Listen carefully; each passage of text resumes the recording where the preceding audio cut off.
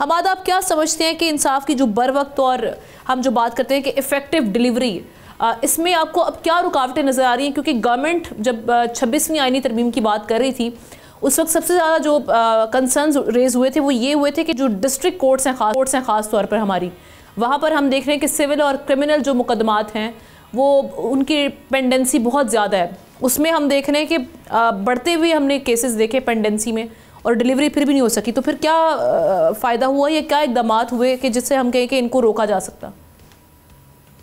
देखिए, तस्वीर कुछ बहुत हौसलामंद नहीं है। मैंने ये रिपोर्ट देखी है, आपने जैसे बताया, जो नंबर्स आपने बताए, तकरीबन 23 लाख से ज्यादा मुकदमात इस वक्त पेंडिंग है। आपने ब्रेक डाउन भी बताया, मैंने भी उस ब्रेक डाउन को देखा था। उस ब्रेक डाउन की जब हम बात करते हैं तो जैसे आपने बिल्कुल राइटली पॉइंट आउट किया है कि ज्यादातर उसकी फीसद पेंडेंसी की जो है वो लोअर कोर्ट्स में है। 80% पेंडेंसी इस वक्त लोअर कोर्ट्स में है। 17 से 19 या 18% के इर्द गिर्द है जो हायर कोर्ट्स में है, और 1% या शायद उससे भी कम की पेंडेंसी सुप्रीम कोर्ट में है। और हमने देखा कि उस 1% पेंडेंसी को एड्रेस करने के लिए स्ट्रक्चरल चेंजेस किए गए, स्पेशल बेंच बनाया गया। उसकी इफेक्टिवनेस पे, एफिशिएंसी पे तो हम काफी बार पहले भी बात कर चुके हैं। आपके तवज्जुह से मैं ये बात पहले भी रेस कर चुका हूं कि लोगों का असल मसला तो लोअर कोर्ट्स में है, हमें वहां पे स्ट्रक्चरल चेंजेस की जरूरत है। मैं वो बात रिपीट इसलिए नहीं करूंगा कि एक तो पहले बार बहुत बार कर चुका हूं, दूसरा उसके अलावा अभी हम शायद दोबारा इस बारे में बात करें तो ये कबल वक्त होगा। हमें देख लेना चाहिए कि शायद इसका कोई ट्रिकल डाउन इफेक्ट ऐसा हो जो हमें फिलहाल नजर ना आ रहा हो और आने वाले वक्त में हमारे सामने आ जाए। हमें बेहतरी की उम्मीद रख लेनी चाहिए इस मामले में भी। दूसरी बात जो मैं करना चाहूंगा वो ये है कि जितने केसेस ओवरऑल अदलिया में फाइल किए गए थे, तकरीबन उतने ही डिस्पोज ऑफ भी किए गए। तो ऐसा नहीं है कि काम नहीं हो रहा, काम जरूर हो रहा है, लेकिन काम शायद इस अनऑर्गेनाइज तरीके से हो रहा है कि उसका इम्पैक्ट या उसका फायदा आवाम तक पहुंचता नहीं है या उसको नजर नहीं आता।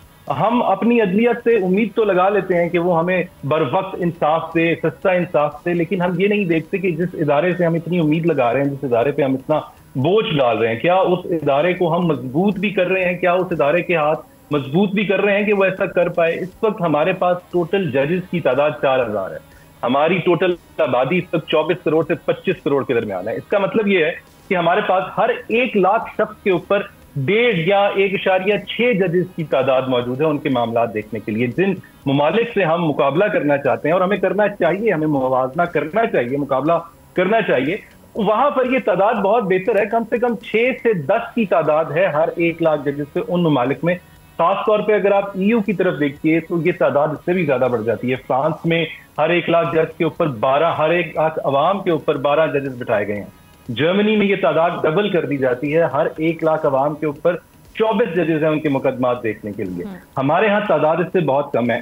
तो जब तक हम अपने रिसोर्सेज या तो इन नंबर बढ़ाएं या फिर जापान जैसे आउटलायर्स की एग्जांपल सामने रखें, जहां पर पॉपुलेशन जो जजेस की तादाद है वो तो इतनी ज्यादा नहीं है, हमारे करीब तर है, लेकिन वहां टेक्नोलॉजी इतनी एडवांस हो चुकी है और उसका इस्तेमाल इतना बेहतर तरीके से किया जाता है कि वो 10 गुना हमसे ज्यादा बेहतर रिजल्ट देते हैं। Exactly. तो अच्छा, ये चीज मैं करने लगी थी पॉइंट आउट के, जो आपने राइटली पॉइंट आउट की कि हम टेक्नोलॉजी देख रहे हैं, हमारे जो लीगल प्रोसीजर्स हैं वो बड़े आउटडेटेड हो चुके हैं।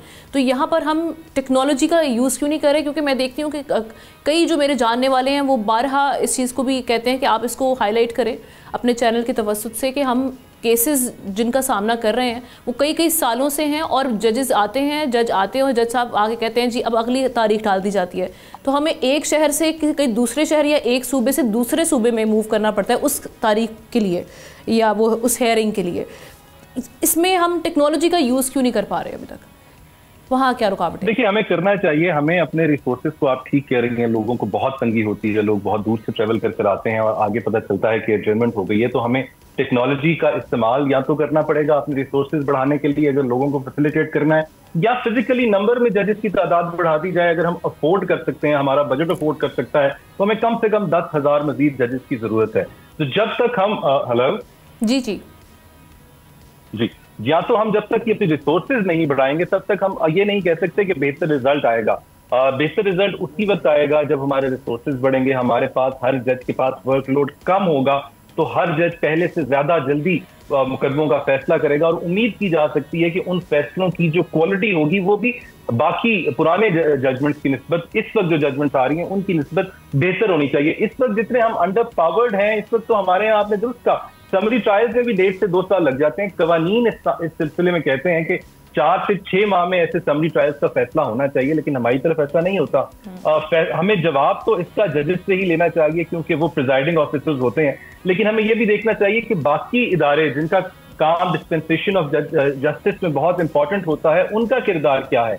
FIA जैसे इदारे जिनको हम समझते हैं कि पुलिस से बहुत बेहतर हैं, ज्यादा मॉडर्न इदारे हैं, एफिशिएंट इदारे हैं, वेल इक्विप्ड इदारे हैं, उनकी तरफ से भी चालान अदालतों में पेश करने में महीनों लग जाते हैं। जहां तक टेक्नोलॉजी की बात है तो हमारा पूरा सिस्टम ही इस तरीके से डिजाइन किया गया है कि डे 0 से ही इसमें डिले रखने की गुंजाइश पैदा रखी गई है। जैसे कि मैं आपके सामने मिसाल के तौर पर रख देता हूं कि जब कोई केस फाइल किया जाता है तो दूसरी तरफ नोटिस इशू किए जाते हैं, समन किए जाते हैं, ताकि दूसरी पार्टी जो है, मुखालिफ पार्टी, उसको इत्तला दी जा सके कि उसके खिलाफ केस फाइल कर दिया गया है और वो आके अपना हक दिफा इस्तेमाल कर सके।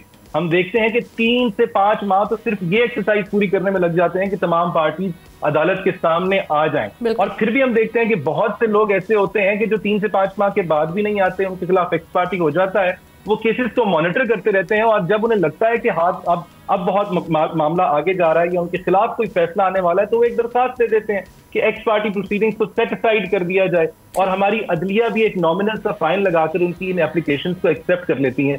हमारे पास नादरा जैसा इदारा मौजूद है, हम उनसे डीलिमिटेशन करवाने की, हल्का बंदियां करवाने की बात तो करते हैं, लेकिन हम ये समन्स डिलीवर करने के लिए जिनके पास तमाम लोगों के रजिस्टर्ड एड्रेस मौजूद हैं और उनके पास ये भी डेटा मौजूद है कि किसके पास कौन सी और कितनी सिम्स मौजूद हैं, उनके थ्रू हम ये सिम्स डिलीवरी का, ये समन्स डिलीवरी का क्यों नहीं प्रोसेस अपनाते, हमें ये देखना पड़ेगा। इसके अलावा हमें बेहतर केस मैनेजमेंट की जरूरत है। हम देखते हैं कि हमारे यहाँ केसेस डे 0 पे ही जजेस साहिबान के सामने आ जाते हैं, और जजेस साहिबान की तब तक उसका मुलायजा नहीं कर पाते जब तक तमाम साइलीन, तमाम वकला ना हो, और फिर उस तारीख पे आके पता चलता है कि फाइल में कोई दस्तावेज कम या ज्यादा है, या कोई उस डेट ऑफ हियरिंग के ऊपर कोई एप्लीकेशन फाइल कर देता है, तो आने वाले 3 से 4 हियरिंग फिर दोबारा उसी दायरे के इर्द गिर्द हम घूमते रहते हैं। तो जब तक हमें उन ममालिक से सीखना चाहिए जिनके साथ हम ममालिक से सीखना चाहिए जुडिशियल सिस्टम में जो बात कर रहा हूं मैं, आखिरी बात कर रहा हूं जी, बिल्कुल जी, आखिरी बात कर रहा हूं कि हमें प्री ट्रायल प्रोटोकॉल ऐसे रखने चाहिए कि जब डॉक्यूमेंट्स रेडी हो जाए उसके बाद मामला हियरिंग में जाए। बिल्कुल ठीक है, thank you so much Hamad Ruhela.